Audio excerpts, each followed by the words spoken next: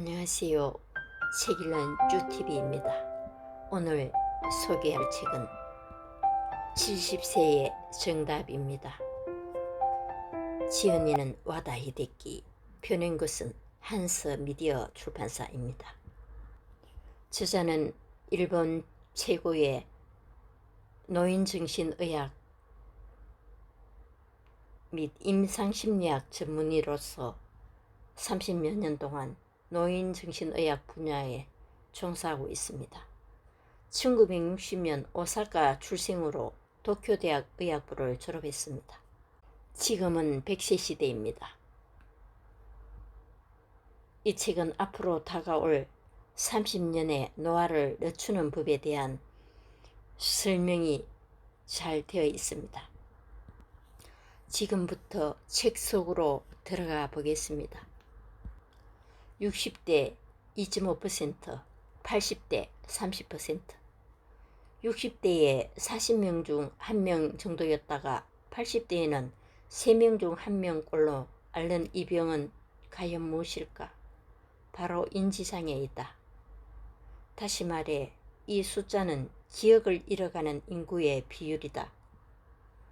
이처럼 인지장애는 70대에 이르면 갑자기 증가해서 80대에는 60대보다 12배나 많아진다. 뇌와 몸의 건강을 지키면서 80세의 벽을 넘으려면 60대부터 70대까지의 삶이 매우 중요하다. 콩은 가장 저렴하고 효과적인 영양제. 뭘 먹어야 뇌와 몸에 좋을까요? 잠을 잘 자려면 어떻게 해야 하나요? 30년 남짓 정신과 의사로 일하면서 6,000명이 넘는 환자를 만나는 동안 가장 자주 들었던 질문은 음식과 수면에 관한 내용이었다. 고기 섭취는 중요하다. 소고기와 돼지고기에는 트립토판이라는 필수 아미노산이 많이 들어있는데 트립토판은 뇌의 신경 전달 물질을 조절하는 세로토닌의 재료로서 뇌를 활성화하기 때문이다. 그렇다면 고기와 함께 고령자와 꼭 먹어야 할 음식에는 또 어떤 것이 있을까? 우선 대표적인 건강식인 나토이다. 나토는 식물성 단백질을 가장 효과적으로 섭취할 수 있는 식재료이다. 게다가 가격도 저렴하고 마트에 가면 손쉽게 구할 수 있다. 고령자에게는 보통 하루에 체중 1kg당 1.2에서 2.5g의 단백질 섭취가 권장된다. 몸무게가 60kg이라면 70에서 90g을 먹어야 한다는 뜻이다. 이는 순수한 단백질 양을 말하는 것이어서 매일 권장량을 채우기가 만만치 않다. 아침에는 계란, 점심에는 생선, 저녁에는 고기 하는 식으로 단백질이 든 식재료를 숙제처럼 챙겨 먹어야 겨우 채울 수 있는 양이다. 그래서 콩으로 된 낫또처럼 손쉽게 구할 수 있는 재료로 만든 음식이 매우 유용하다. 신경전달 물질을 구성하는 중요 원료인 레시틴이 콩에 풍부하다. 콩을 사용한 음식들, 낫또나 두부, 두유, 된장, 콩가루 등을 먹으면 레시틴을 많이 섭취할 수 있다. 콜레스테롤은 몸에 해롭지 않다. 강연장에서 고령자일수록 고기를 먹어야 한다고 말하면 열의 9은 콜레스테롤 수치가 걱정된다는 대답이 돌아온다. 하지만 콜레스테롤이 몸에 해롭다는 말은 잘못된 정보이다. 콜레스테롤은 성호르몬과 세포막의 재료로서 생명체에 없어서는 안 될 중요한 성분이다. 뇌에서 세로토닌을 운반하는 중요한 역할을 맡고 있다. 세로토닌이란 뇌의 신경세포들 사이에서 여러 자극이나 감정 전달하는 신경전달 물질 중의 하나이다. 신경전달 물질 하면 도파민이나 아드레날린이 유명하지만 세로토닌은 이런 신경전달 물질의 분비량을 조절하는 지휘관 같은 존재로서 인간의 마음을 조종하는 역할을 담당한다. 콜레스테롤은 이와 같은 세로토닌을 운반하는 물질로 콜레스테롤 수치가 높은 사람일수록 우울증에 걸린 확률이 낮고 우울증에 걸리더라도 빨리 나을 수 있다. 물론 콜레스테롤 수치가 지나치게 높으면 고콜레스테롤 혈증으로 동맥경화를 일으킬 위험도가 높아지는 것이 사실이다. 하지만 반대로 너무 낮아도 혈관이 약해져서 뇌졸중을 앓을 확률이 커진다. 사실 현대 일본인의 평균 수명이 세계에서 제일 높은 척에 속하는 이유 중에 하나도 옛날과는 비교할 수 없을 만큼 고기를 많이 먹어서 콜레스테롤 섭취량이 크게 증가한 덕이 있다. 콜레스테롤 수치가 오르면서 혈관이 탄력 있고 튼튼해졌기 때문에 출혈성 뇌졸중으로 인한 사망자가 감소한 것이다. 비타민C로 뇌를 튼튼하게. 비타민C에는 산화를 막는 힘, 다시 말해 산화작용의 반대말인 환원작용을 하는 역할이 있다. 환원작용으로 산화를 예방해서 뇌세포와 혈관을 지켜주는 것이다. 물론 비타민C는 뇌와 혈관뿐 아니라 몸 전체를 위해서도 필요하다. 노년에 신선한 과일과 야채를 많이 먹으면 남자는 6년, 여자는 1년 더 수명이 늘어난다는 연구 결과가 있다. 비타민C는 야채와 과일에 풍부하지만 영양제로도 섭취할 수 있다. 영양제 가운데도 매우 저렴한 편이니 자주 이용하자. 씹기는 뇌를 활성화한다. 실제로 치아가 거의 없는 사람은 치아가 20개 있는 사람에 비해 인지장애가 발생할 확률이 1.85배나 높다.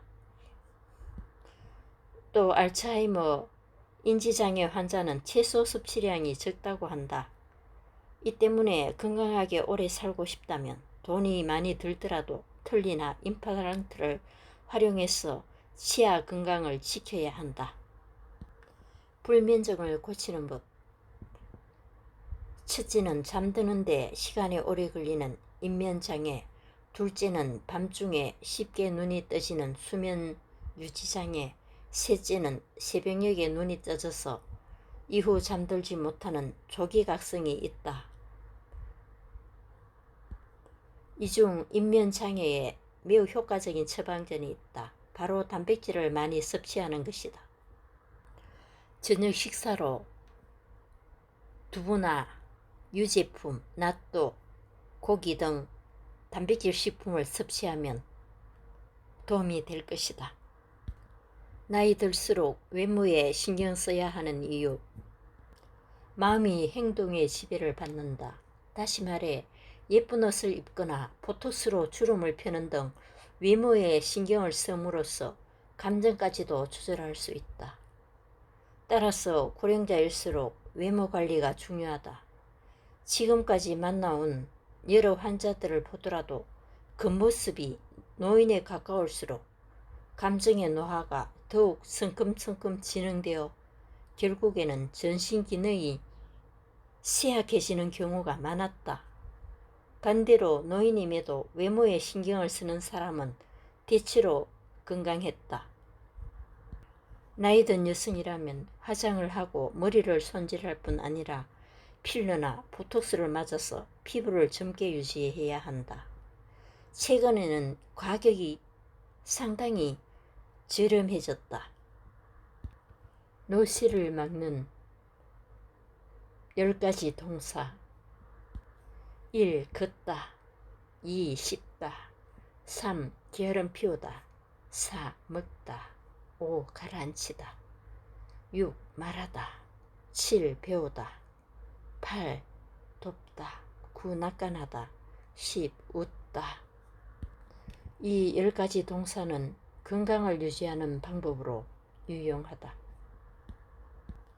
무슨 일이든 다 어떻게든 되는 법. 어차피 잘 안 될 거라든지 나에게 어려운 일이라고 부정적으로 생각하면 도파민은 분비되지 않는다. 도파민 분비를 늘리고 머리를 잘 돌아가게 하려면 일단 어떻게든 되겠지 라는 긍정적인 사고를 습관화해야 한다. 부정적인 생각이 들 때면 우선 어떻게든 되겠지 라고 소리내어 말해보자. 인간의 뇌는 의외로 단순해서 이처럼 영혼 없는 말 한마디에도 도파민과 세로토닌이 분비된다. 경영의 신이라 불리는 기업인 마스시타 고노스케는 신입사원 채용 면접에서 자신을 운이 좋은 사람이라 생각하는지 아닌지를 물어서 운이 좋다고 대답한 사람만 뽑았다는 이야기가 있다. 60세가 넘으면 60점 주의로 60점 주의에 따라 즉시 결정하도록 기회를 잃는 것은 되돌릴 수 없는 실패이다. 경영인 도코 도시오의 말이다. 노후에는 도코 도시오의 말처럼 60점 주의에 따라 판단하는 사고방식이 필요하다. 60세가 넘으면 100점 따위 필요 없다. 60점이면 충분하다 하는 기세 없이는 노후의 험난한 고개를 넘기기 어렵다. 그리고 70세부터는 여기에서 10점을 뺀 50점 주의가 적당하다. 무슨 일이든 경험이 쌓일수록 좀 더 상황을 지켜본 뒤 한 번 더 검토해서 결정하려는 경향이 강해지는데 이렇게 판단과 결정을 미루는 행위는 결국 사고를 정지시킨다. 칭찬은 돌고 돌아 칭찬을 낳는다. 스트레스의 주된 요인은 대부분 사람이다. 사람은 주로 사람에게서 스트레스를 받는다. 반대로 사람은 스트레스로 해소해주는 열쇠이기도 하다. 우선 다른 사람과 즐겁게 대화하면 스트레스가 풀린다. 대화를 하면 뇌에서 도파민이라는 신경전달 물질이 분비되기 때문이다. 도파민은 우리의 감정을 밝게 해준다. 도파민을 많이 분비시키려면 먼저 다른 사람을 칭찬하자. 물론 칭찬받는 쪽이 도파민 분비에 더 유리하겠지만 다짜고짜 누군가에게 칭찬받기란 어려우므로 먼저 상대방을 칭찬하는 것이다. 다른 사람을 칭찬해서 그의 인정 욕구를 채워준다면 설령 빈말이라도 상대방은 기분이 좋아진다. 사람은 자신을 좋아해주는 사람을 좋아해서 누군가 나를 칭찬해주면 그에 대한 보답으로 칭찬을 다시 돌려줄 확률이 높다. 결국 다른 사람을 칭찬하면 나도 칭찬받을 일이 많아져서 도파민 분비량이 늘어나게 되는 셈이다. 그러므로 먼저 다른 사람을 칭찬해보자. 칭찬은 아주 효과적인 뇌훈련법이다. 다른 사람을 칭찬하기 위해서는 두뇌를 총동원해야 한다. 우선 상대방의 장점을 찾기 위해 관찰력을 발휘해야 되고 그 사람의 말을 성실하게 들어야 한다.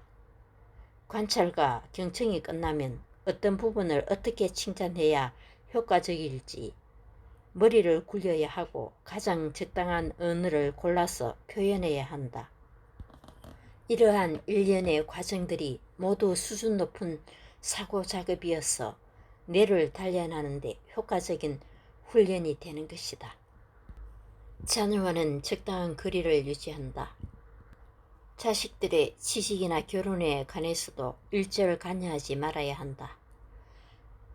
우리 부모님 세대가 회사에 다닐 때는 연공서열과 종신고용이 당연한 시대였다.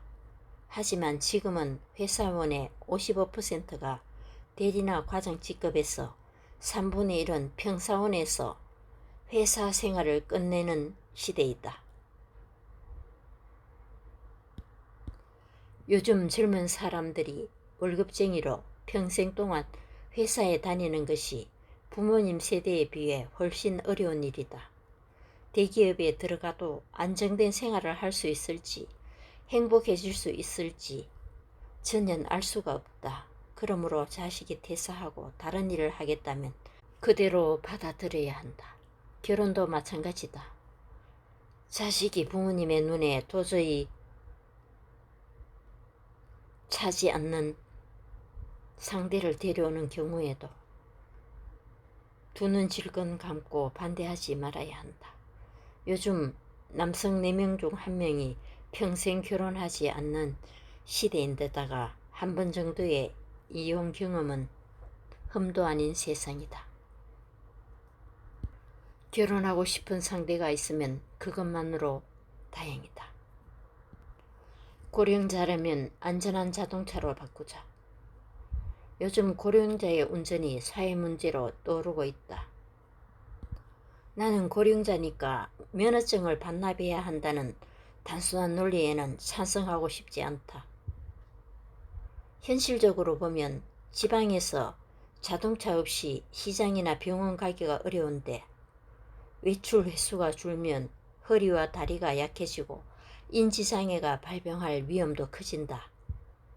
단순히 면허증만 반납시키고 운전을 막으면 이에 수반되는 불편함과 피해를 고스란히 노인이 떠안아야 한다. 차라리 고령자라면 충돌 방지 기능이 장치되어 있거나 엑셀과 브레이크를 혼동하지 않도록 하는 등 여러 면에서 안전성을 최우선시하는 차로 바꾸어 타기를 추천한다. 게다가 앞으로 몇 년만 더 버티면 지금보다 훨씬 발전된 자율주행 자동차가 보급될 것이다. 지금 60대라면 면허증 반납을 고민하기보다는 안전한 차로 바꾸어 타기 위한 자금을 마련해 두는 편이 낫다고 생각한다. 공부는 인간의 수명을 연장시켜준다. 공부의 동기는 아무래도 불순해야 효과적이다. 인간이란 원래 고귀한 가치를 좇는 자들이 아니기 때문이다. 돈을 벌고 싶다. 출세하고 싶다. 다른 사람에게 인정받고 싶다. 인기가 많아지고 싶다와 같이 불순한 동기가 있어야 몸과 마음이 움직인다. 이는 어릴 때나 나이가 들었을 때나 마찬가지다. 그리고 공부의 최종 목표는 결과물, 즉 아웃풋으로 설정해야 한다. 어렸을 때 마음에 드는 이성에게 잘 보이려고 그 사람의 취미나 관심 분야를 벼락치기 하듯이 공부한 적이 있을 것이다. 이때의 공부의 동기는 상대방의 관심을 끌기 위함이고 공부의 목표는 그 이성의 관심 분야에 대한 잘 말하기가 된다. 동기가 뭐든 공부의 최종 목표는 아웃풋을 뽑아내는 방향으로 설정해야 한다.